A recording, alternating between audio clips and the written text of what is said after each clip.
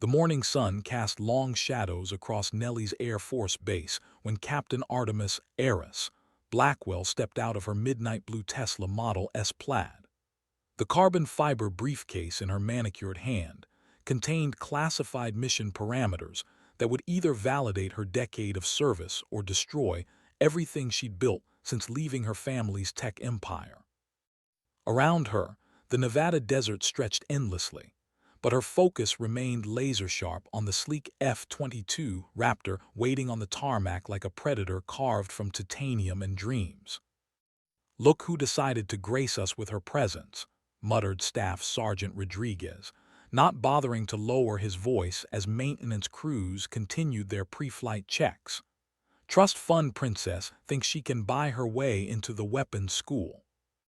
What they didn't know, what the official records carefully omitted, was that Artemis had walked away from a guaranteed CEO position at Blackwell Dynamics, the aerospace company her grandfather built from scrap metal and ambition after World War II.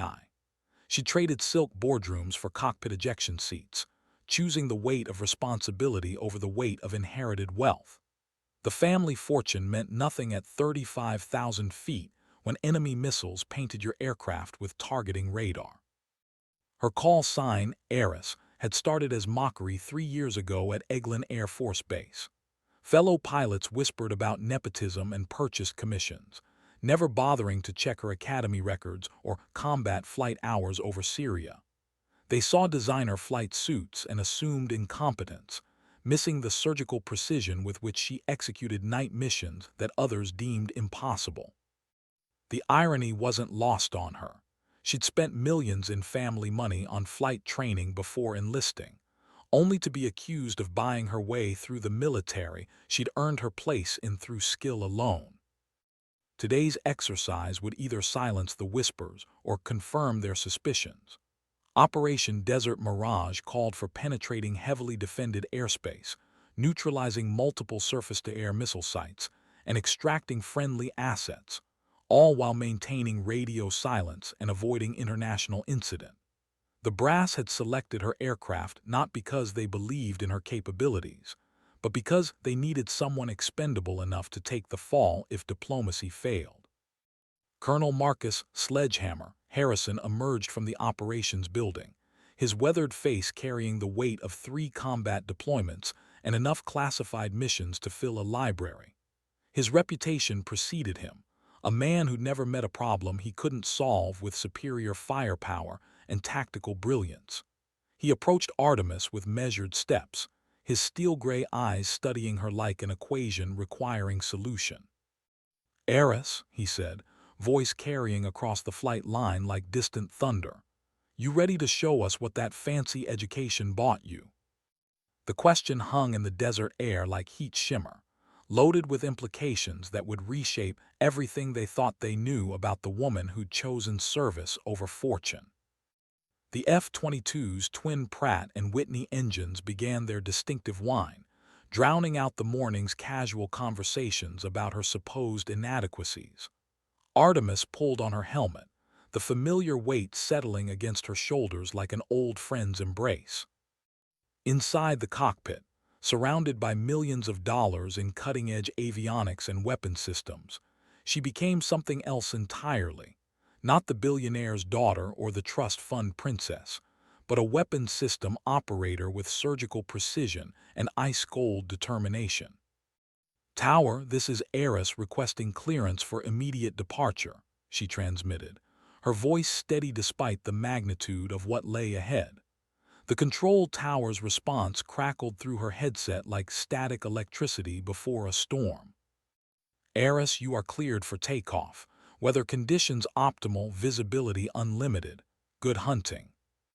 The Raptor's engine spooled up to full military power, pressing her back into the ejection seat with familiar force. G-forces that would incapacitate civilian pilots felt like coming home after a long deployment. The aircraft lifted off with the grace of a falcon taking flight, climbing rapidly toward the crystalline Nevada sky that had witnessed countless test flights, training missions, and classified operations that would never appear in history books. Below, the assembled ground crews shielded their eyes against the sun's glare, watching the F-22 shrink to a distant speck against the blue expanse. Some still wore expressions of skeptical amusement, confident that wealth couldn't purchase the instincts necessary for aerial combat. Others, the experienced mechanics who'd worked on her aircraft for months, knew better. They'd seen the way she handled her machine during routine maintenance flights, treating the multi-million-dollar fighter with the respect and understanding that came from genuine expertise rather than purchased credentials. Rodriguez adjusted his headset, monitoring ground control frequencies as the exercise officially commenced. His earlier mockery had been reflexive, born from years of watching privileged officers fail when faced with real consequences. But something in Eris's demeanor during pre-flight had given him pause, a quiet confidence that seemed earned rather than inherited. "Eris, be advised you have multiple bogies inbound from the northeast," came the controller's voice, initiating the day's scenario. "Threat assessment indicates hostile intent. You are cleared to engage at your discretion." The radio fell silent except for the occasional burst of static, leaving everyone on the ground to wonder what was happening in the classified airspace above. Unknown to them, Artemis was already calculating intercept vectors, missile trajectories, and escape routes with the cold precision of a chess grandmaster planning victory 15 moves ahead. Her fingers moved across the flight controls with practiced efficiency, each input deliberate and economical. The F-22 responded like an extension of her nervous system, banking sharply left to avoid simulated surface-to-air missiles while maintaining optimal positioning for her own weapon systems. Through her helmet's heads-up display, the tactical situation unfolded in real time, multiple threats converging on her position with lethal intent, each requiring split-second decisions that would determine mission success or catastrophic failure. Multiple missile launches detected, her onboard systems announced in synthetic calm, painting threat vectors across her display in angry red. The exercise had just escalated beyond routine training into something approaching actual combat conditions. The assembled ground crew fell silent as minutes stretched into an eternity, their earlier conversations about her qualifications replaced by growing tension. Colonel Harrison stood motionless beside the operations trailer, his experienced eyes scanning the empty sky for any sign of her aircraft. Even he found himself questioning whether he'd made the right choice in approving her participation in such a high-stakes exercise. Above them, invisible to naked eyes but clearly defined on radar screens, Artemis engaged multiple targets with surgical precision. Her first missile found its mark against a simulated enemy fighter, the kill confirmed by electronic systems designed to replicate actual combat conditions. The second and third followed in rapid succession, each shot calculated for maximum effectiveness while preserving ammunition for unknown threats that might emerge. "This is Eris," her voice finally crackled through ground control speakers, professional and unruffled despite having just engaged 6 enemy aircraft in mortal combat. "All primary targets neutralized. Beginning extraction phase." Rodriguez looked up from his monitoring equipment with newfound respect, realizing that the woman they dismissed as a privileged pretender had just accomplished something that seasoned combat veterans would consider challenging. Around him, other ground personnel began exchanging glances that carried different meanings than their earlier skeptical looks. The F-22 appeared first as a distant glint against the afternoon sun, growing larger as Artemis brought her aircraft in for landing with the same precision she demonstrated during combat. The approach was textbook perfect, neither too aggressive nor overly cautious, but calculated to demonstrate complete mastery of her machine under all conditions. Landing gear extended with hydraulic precision as she crossed the runway threshold, touching down with barely a whisper of rubber against concrete. As the engines wound down and ground crews approached for post-flight inspection, Colonel Harrison walked toward the aircraft with measured steps. His weathered face revealed nothing, but experienced observers noticed the subtle change in his posture, a recognition of competence that couldn't be faked or purchased. Artemis climbed down from the cockpit with the same unhurried grace she displayed before takeoff, her helmet tucked under one arm while she conducted routine post-flight checks. Her flight suit showed the subtle signs of high-G maneuvering, slight wrinkles where G-forces had pressed fabric against acceleration, the kind of details that spoke to genuine combat experience rather than simulation time. "Well," Colonel Harrison asked simply, his question carrying layers of meaning that extended far beyond the day's exercise results. "6 kills, 0 casualties, mission objectives achieved within acceptable parameters," she replied, her tone professional but carrying an undertone of quiet satisfaction. Aircraft performed flawlessly throughout all phases of engagement. Around them, the ground crew continued their post-flight inspections with newfound attention to detail, realizing they'd just witnessed something that would be discussed in ready rooms and maintenance hangars for months to come. The woman they dismissed as a billionaire-playing soldier had just demonstrated skills that most combat pilots spend careers attempting to develop. Staff Sergeant Rodriguez approached with her post-flight checklist, his earlier mockery replaced by professional respect. He'd spent enough time around genuine pilots to recognize the difference between competence and pretense, and what he'd witnessed that afternoon fell definitively into the former category. "Ma'am," he said, extending the clipboard with appropriate deference, "outstanding performance today." The transformation in attitudes wasn't lost on Artemis, though she accepted the praise with the same measured professionalism she'd maintained throughout the exercise. Her real victory wasn't the simulated combat kills or the flawless mission execution, but the gradual shift in perception among those who'd questioned her qualifications based on assumptions rather than observation. Colonel Harrison studied the preliminary mission data streaming across his tablet, his expression revealing growing surprise at the tactical sophistication displayed in her engagement patterns. Each decision point showed calculated risk assessment and optimal resource allocation, the hallmarks of a pilot who understood that successful combat required more than aggressive instincts and superior equipment. "Your missile employment efficiency exceeded baseline expectations by 37%, he noted, looking up from the screen with genuine interest. "Your threat prioritization algorithms were textbook perfect, but your execution methods were innovative." The compliment carried weight coming from an officer whose reputation had been forged in actual combat rather than training scenarios.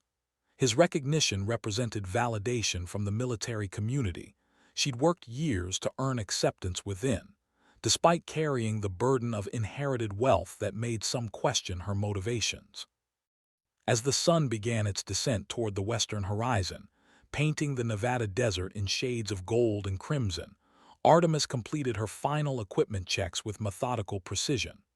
Around her, the busy rhythm of flight line operations continued, aircraft being prepped for evening sorties, maintenance crews conducting inspections, pilots reviewing mission parameters for upcoming exercises.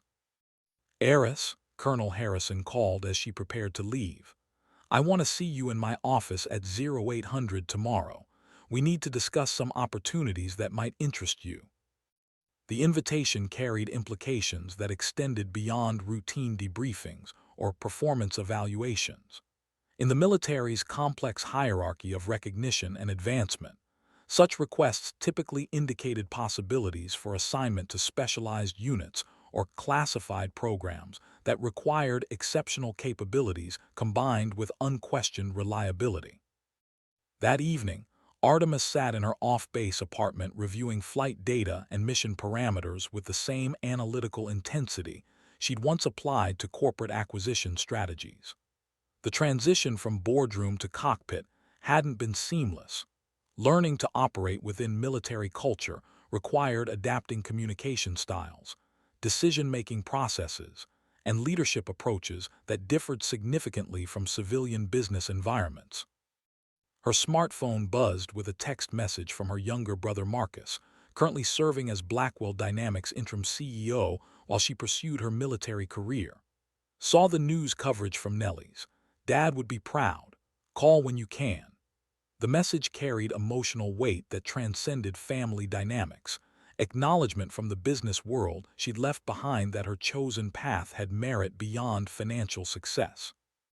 Outside her window, the lights of Las Vegas glittered like fallen stars across the desert valley, a reminder that the civilian world continued its relentless pace while she dedicated herself to national service. The contrast wasn't lost on her.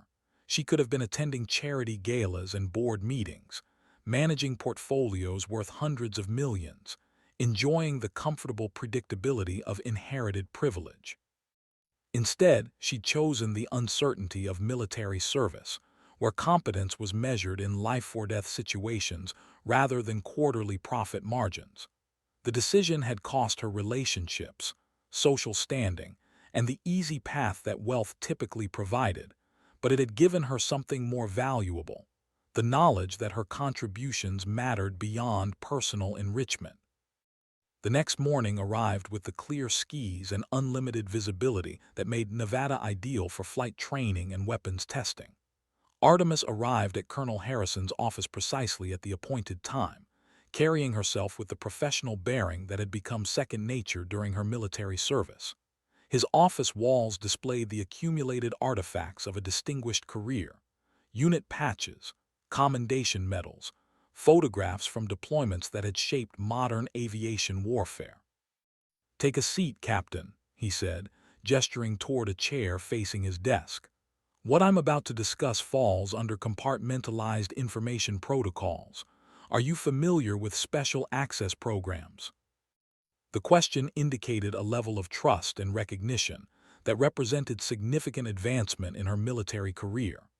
Special access programs typically involved classified operations requiring clearances beyond standard secret classifications, assignments that could define a career or end it depending on performance and discretion. "Yes, sir," she replied, maintaining appropriate professional distance while acknowledging her understanding of the security implications involved. "Your performance yesterday demonstrated capabilities we've been looking for in a specific operational context," Colonel Harrison continued, consulting classified documents that remained carefully angled away from her view. "How do you feel about extended overseas deployment in a combat environment?" The question hung in the office air like humidity before a thunderstorm, loaded with implications that would reshape her military trajectory and potentially put her life at genuine risk for the first time since enlisting.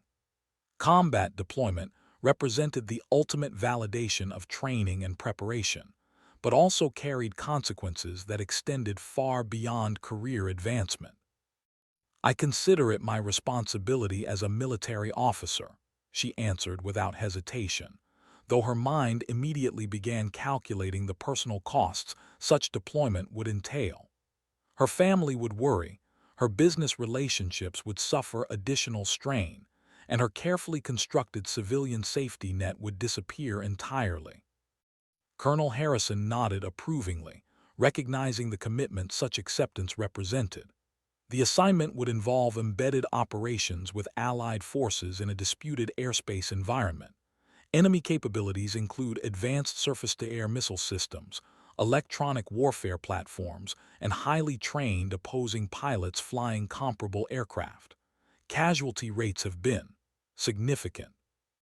The briefing continued with classified details that painted a picture of aerial warfare at its most demanding level, missions requiring split-second decisions under extreme stress, where equipment failure or tactical mistakes resulted in death rather than training critique.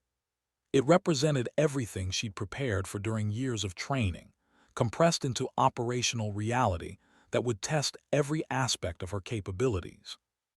"When would deployment commence?" she asked, already accepting the assignment despite not yet receiving formal orders. 2 weeks, Colonel Harrison replied, his expression acknowledging the compressed timeline while recognizing her professional readiness. You'll need to complete specialized briefings, equipment familiarization, and coordination protocols with international partners. Outside his office, the morning flight operations continued their predictable rhythm, training sorties launching on schedule, maintenance crews conducting routine inspections, pilots reviewing standard procedures that seemed almost mundane compared to what she just accepted. The contrast between routine training and impending combat deployment highlighted the vast difference between preparation and application. That afternoon, Artemis began the complex process of preparing for overseas assignment while maintaining operational security about her destination and mission parameters. The administrative requirements alone were substantial: medical updates, security clearance reviews, next-of-kin notifications, and financial arrangements that acknowledged the possibility she might not return. Her apartment became a staging area for equipment sorting and personal affairs organization, the mundane details of deployment preparation contrasting sharply with the magnitude of what lay ahead. Each decision about what to pack or leave behind carried symbolic weight: photographs that might provide comfort during lonely moments, technical manuals that could prove crucial under combat conditions, personal items that represented connections to the civilian life she was temporarily abandoning. The call to her family proved as difficult as anticipated. Her father, despite his pride in her military service, struggled to mask his concern about combat deployment to a region where American casualties had been steadily increasing. Her mother's silence spoke volumes about fears that politeness prevented her from expressing directly. The conversation reminded her that military service affected more than just the individual making the commitment. "Promise me you'll be careful," her mother finally said, the simple request carrying emotional weight that transcended words. "I promise I'll be competent," Artemis replied, unable to guarantee safety but confident in her preparation and training. The distinction mattered. Luck was beyond control, but skill could be honed to levels that maximized survival probability even in the most challenging circumstances.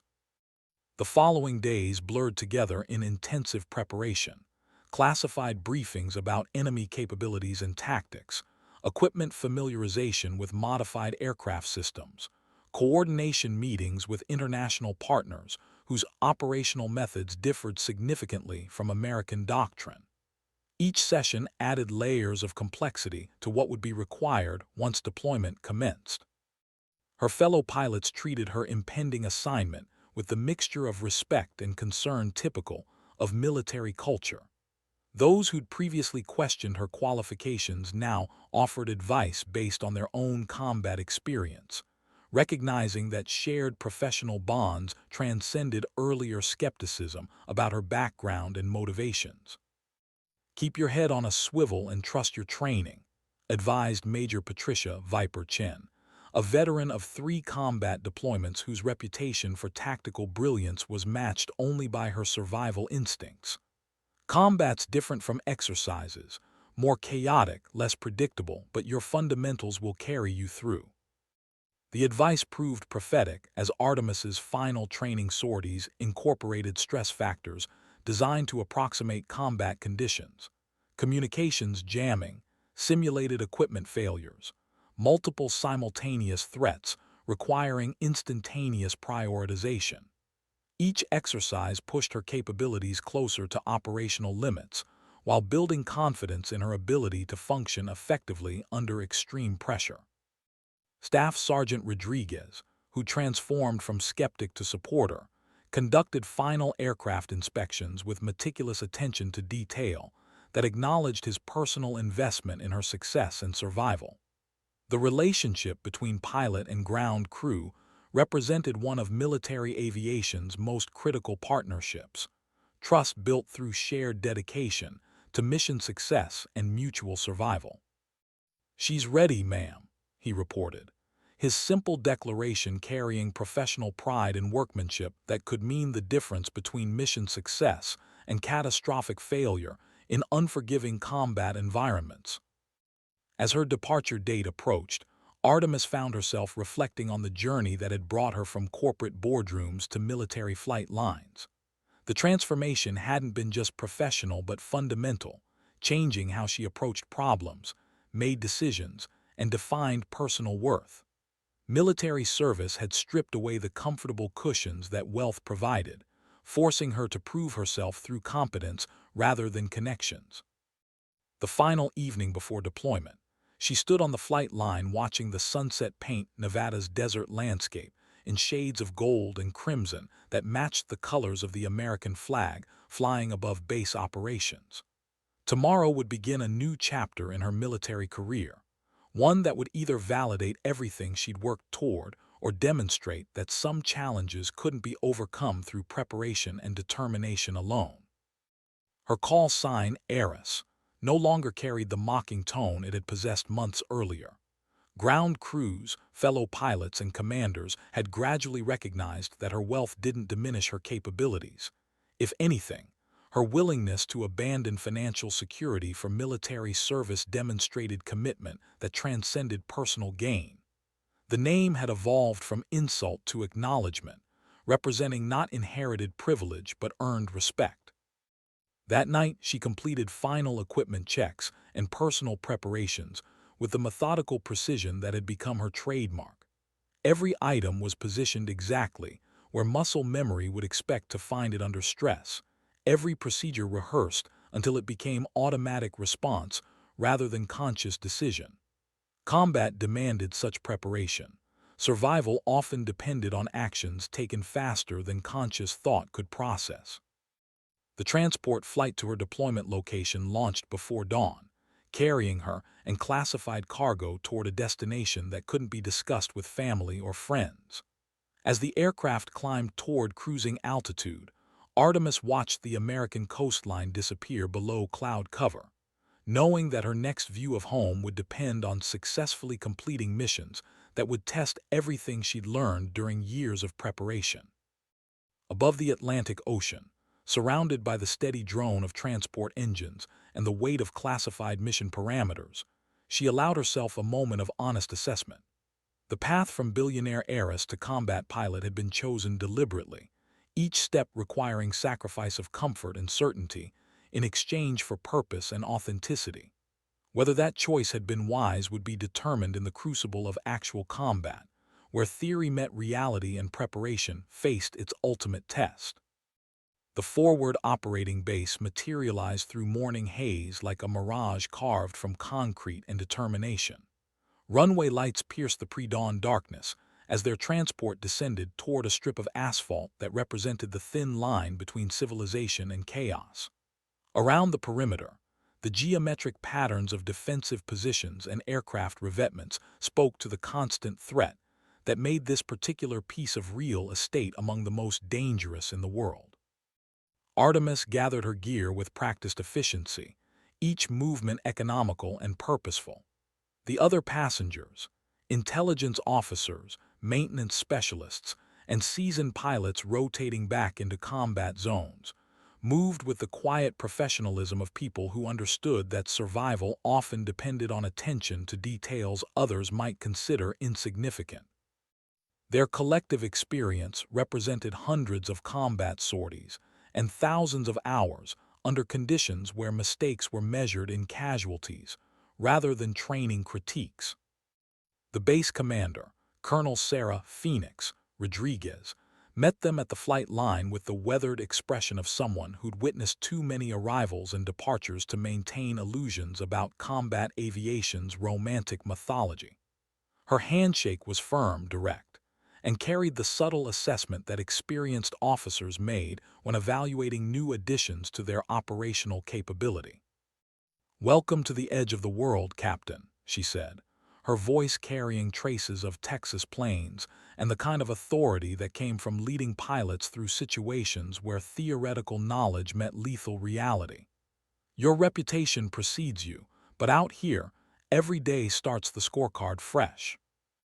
The briefing room walls displayed tactical maps marked with symbols that told the story of an ongoing aerial campaign, enemy surface-to-air missile sites, friendly forward operating locations, contested airspace where aircraft from multiple nations competed for supremacy using weapons systems worth more than most countries' annual defense budgets. Red zones marked areas where pilots had disappeared, their fate unknown but presumed final. Current threat assessment indicates sophisticated opposition, Colonel Rodriguez began, her presentation clicking through intelligence slides that painted a picture of aerial warfare at its most demanding level. Enemy pilots are experienced, well-trained, and flying aircraft comparable to our own. Electronic warfare capabilities are extensive, and surface-to-air missile systems represent state-of-the-art technology designed specifically to counter our tactical advantages. The assembled pilots absorbed this information with the professional calm that masked genuine concern about operational realities they would face within hours of arrival. Combat zones had a way of stripping away peacetime assumptions about training adequacy and equipment superiority, replacing comfortable certainties with the harsh mathematics of survival under extreme conditions. Major David "Reaper" Martinez, whose call sign reflected both his combat effectiveness and the grim humor that helped aircrew cope with operational stress, leaned forward during the intelligence portion of their briefing. His questions revealed the kind of tactical sophistication that came from multiple combat deployments and personal experience with how quickly aerial engagements could shift from routine patrol to life-or-death struggle. What's our rules of engagement regarding civilian aircraft in contested airspace? He asked, the question highlighting the complex legal and ethical framework that governed combat operations in regions where military and civilian aviation intersected with potentially catastrophic consequences. Positive identification required before weapons release, Colonel Rodriguez replied, though her expression acknowledged the practical difficulties such requirements impose during high-speed, high-stress encounters, where split-second decisions determined mission success or international incident. Electronic identification systems have been compromised in multiple instances, so visual confirmation remains the gold standard despite tactical disadvantages. The briefing continued through the afternoon, covering communication protocols, emergency procedures, and coordination requirements with allied forces, whose operational methods reflected different national approaches to aerial warfare. Each topic added layers of complexity to what would be required once combat missions commenced, transforming theoretical knowledge into operational capability under conditions where errors carried consequences extending far beyond personal survival.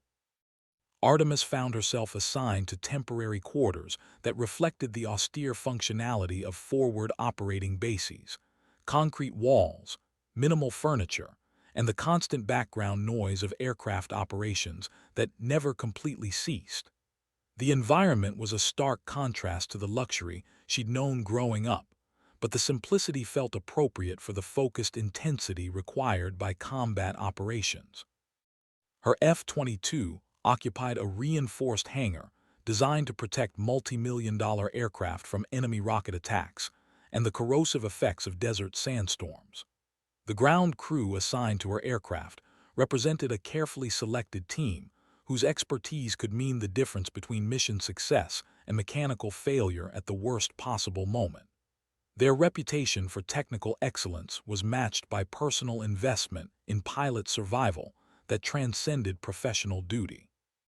Technical Sergeant Michael Wrench Thompson, her crew chief, conducted the initial aircraft inspection with meticulous attention to details that civilian mechanics might consider excessive. His approach reflected hard-won experience with how combat conditions stressed airframes and systems beyond design specifications, requiring maintenance standards that exceeded peacetime requirements.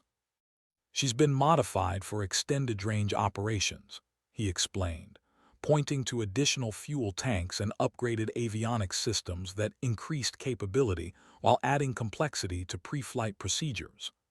Electronic countermeasure suite has been enhanced based on current threat assessments, but remember that enemy electronic warfare capabilities evolve constantly. The aircraft represented the culmination of decades of aerospace engineering and hundreds of billions in development costs. But ultimately, its effectiveness depended on the pilot's ability to employ its capabilities under extreme stress. All the advanced technology in the world couldn't compensate for poor judgment or inadequate training when facing determined opposition in unforgiving environments. That evening, Artemis joined her fellow pilots in the Officers' Club, a modest facility that served as both social center and informal briefing room where combat experience was shared through stories that sounded like fiction, but represented life-and-death reality. The conversations revealed the psychological complexity of aerial warfare, where technical proficiency had to be balanced with tactical creativity and split-second decision-making under conditions that pushed human capabilities to their limits. First combat missions always different, observed Captain Lisa Falcon Kim, a veteran of previous deployments whose quiet competence had earned respect from pilots and ground crews alike. All the training in the world can't quite prepare you for how quickly things develop and how much information you have to process simultaneously. The advice carried weight coming from someone whose survival record spoke to both skill and judgment under extreme conditions. Combat aviation created bonds between aircrew that transcended normal military relationships, forged by shared exposure to dangers that civilian life rarely approached and mutual dependence for survival in environments where individual mistakes could prove catastrophic. Around them, the base continued its 24-hour operational rhythm, aircraft launching for night sorties, intelligence officers analyzing reconnaissance data, maintenance crews conducting repairs under portable floodlights that turned night into artificial day. The constant activity reflected the sustained intensity required to maintain aerial superiority over hostile territory, where enemy forces worked equally hard to neutralize American tactical advantages. Artemis spent the late evening hours reviewing mission parameters and aircraft systems, preparing for her first combat sortie with the same methodical precision she'd applied to training exercises. The difference was that tomorrow's mistakes would carry consequences extending far beyond training critique or performance evaluation. Personal survival and mission success would depend on applying years of preparation to situations that no simulation could completely replicate. The call to her family proved challenging, given communication security requirements that prevented discussing operational details while maintaining emotional connections that provided psychological anchor points during extended deployments. The conversation reminded her that military service affected entire families, not just the individuals making professional commitments to national defense. "I can't tell you much about what I'm doing," she said, the necessary vagueness highlighting the isolation that combat deployment imposed on military families. "But I want you to know that everything you taught me about responsibility and commitment is part of why I'm here." Her father's response carried the mixture of pride and concern that had characterized their relationship since she'd chosen military service over corporate leadership. "Your grandfather would understand," he said, referencing the World War II veteran whose own military service had shaped the family's understanding of duty and sacrifice. "Just remember that being brave doesn't mean being reckless." The wisdom proved prophetic as Artemis prepared for sleep in quarters, where the sound of distant artillery reminded everyone that combat zones operated according to different rules than peacetime environments. Tomorrow would begin her real test as a military officer, not exercises or training scenarios, but actual combat where theoretical knowledge would meet lethal reality and preparation would face its ultimate validation.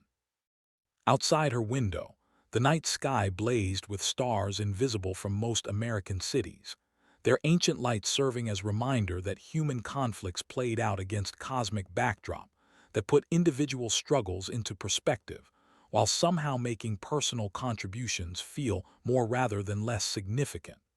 The contradiction was one of many that combat veterans learned to accept without resolution. At 500 hours, The base loudspeakers crackled with the morning's operational briefing, beginning another day in humanity's ongoing experiment with organized violence and technological competition. Artemis rolled out of her narrow bunk with the automatic response that military training instilled, her mind already shifting from sleep to operational readiness, despite the abbreviated rest that combat zones typically provided. The morning briefing room filled with pilots whose faces reflected the accumulated stress of sustained combat operations, a weariness that went beyond physical fatigue to encompass the psychological toll of maintaining peak performance under conditions where relaxation could prove fatal. Their collective experience represented the sharp edge of American air power projection, refined through years of training and honed by operational reality.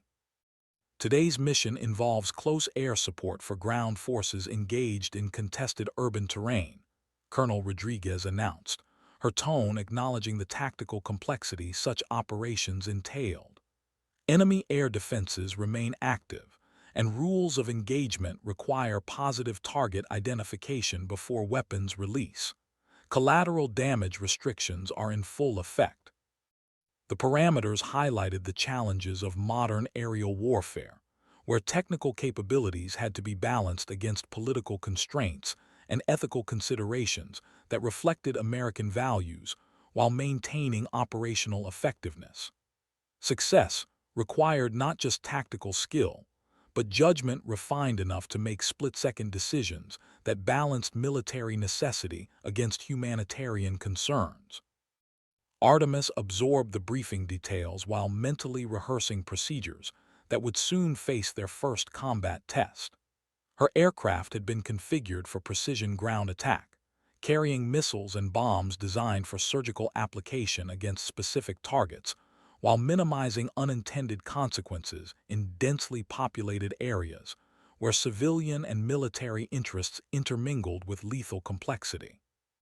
The walk to her aircraft felt different than training sorties, heavier somehow, loaded with implications that extended beyond personal performance evaluation to mission success that could affect ground troops whose survival might depend on her tactical competence. The responsibility was sobering but also clarifying, focusing her attention on details that mattered most when theoretical knowledge met operational reality. Technical Sergeant Thompson conducted pre-flight inspection with even greater thoroughness than usual, his attention to mechanical detail reflecting personal investment in her survival that transcended professional duty. His commentary revealed deep understanding of how combat conditions stressed aircraft systems beyond design specifications, requiring maintenance standards that exceeded peacetime requirements. "All systems nominal," he reported, though his expression carried the concern that experienced ground crews felt when sending pilots into harm's way. "Weapons systems armed and verified, electronic countermeasures active, communication equipment tested and operational." The aircraft responded to her touch with familiar precision, but the knowledge that enemy missiles might soon test its defensive capabilities added weight to every control input. As she taxied toward the active runway, other pilots offered traditional good luck gestures, thumbs up from cockpits, encouraging words from ground crews, the informal rituals that helped combat aviators cope with operational stress. "Tower, Heiress requesting immediate departure for close air support mission," she transmitted, her voice steady despite the magnitude of what lay ahead. The response came through her headset with professional calm that masked the shared understanding of risks involved in contested airspace operations. "Heiress, you are cleared for takeoff. Winds calm, visibility unlimited, threats assessed as moderate to high. Execute mission parameters as briefed and return safely." The F-22's engine spooled up to full military power, pressing her back into the ejection seat with acceleration that felt more significant knowing that enemy forces were actively trying to kill American pilots. The aircraft climbed rapidly toward operational altitude, carrying her away from the relative safety of base perimeter toward airspace where survival would depend on training, judgment, and the kind of luck that couldn't be programmed into any flight simulator.